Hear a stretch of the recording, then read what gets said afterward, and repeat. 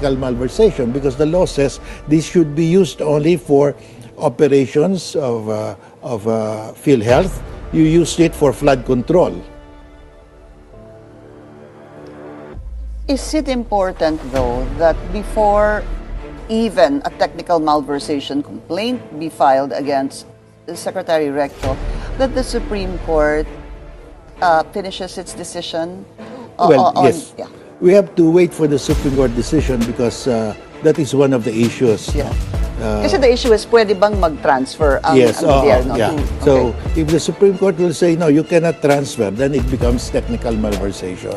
Anything else? Anything apart from technical malversation that he could be liable? Well, if it's more than 50 million, it becomes plunder. But this is 160 billion, you said, or 167 billion. Yeah. So also plunder. So it will be plunder because this is a series, because there were 2 transfers and there were also transfers from several branches from PDIC.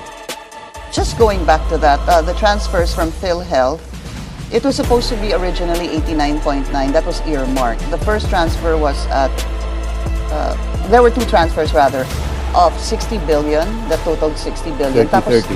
Tapos naiwan po yung 29.9, that was blocked by the Supreme Court. Yeah, we were able to get a TRO for that. On that. So what is the update there, Justice, on the case before the Supreme Court?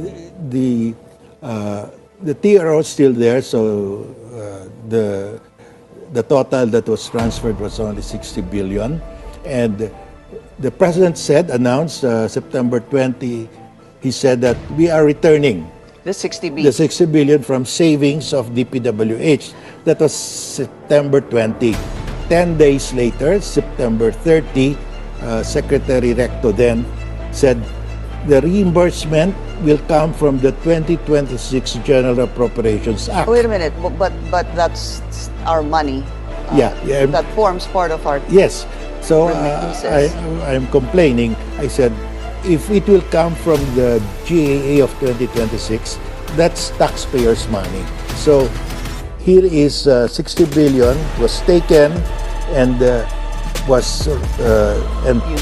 flood control scammers took the money, ran away with the money. We are required to reimburse that. Yeah. Why? Let's pay again next year, 60 billion. Yeah, why will we reimburse it? We let the flood scammers restitute the government for that. They should do the reimbursement. 60 billion. Yes. So far, Justice, only 110 million has been returned given back. So far. Yeah, by Henry Alcantara. Yes. He's still saying 190 million more. And of course, there are cars that were already, they tried to sell, the cars of the Discayas and maybe Bryce Hernandez, but 60 billion is at least what needs to be returned to PhilHealth, sir. PhilHealth only.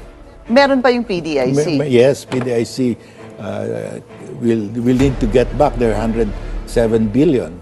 So it's very important that whatever decision the Supreme Court ends up making basically really forms part of the land, so that now we understand, sir, if you can actually, well, if the Secretary of Finance can insert, no, wag na lang po insert na kabad nung connotation, have a ruling there that in this GAA, any excess funds from GOCCs must be remitted to the National Treasury. What I have done was to ask Congresswoman Laila De Lima and also Congressman Shell Jokno to sponsor a bill that any restitution from the flood control scammers should go to reimburse PhilHealth and PDIC. It's just like the ill-gotten wealth of the Marcoses.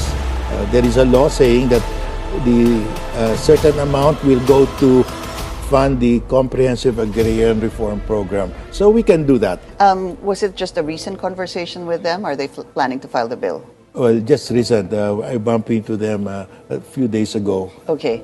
And we'll see if that actually, if they do that, most likely it may seem like a correct move or the right move.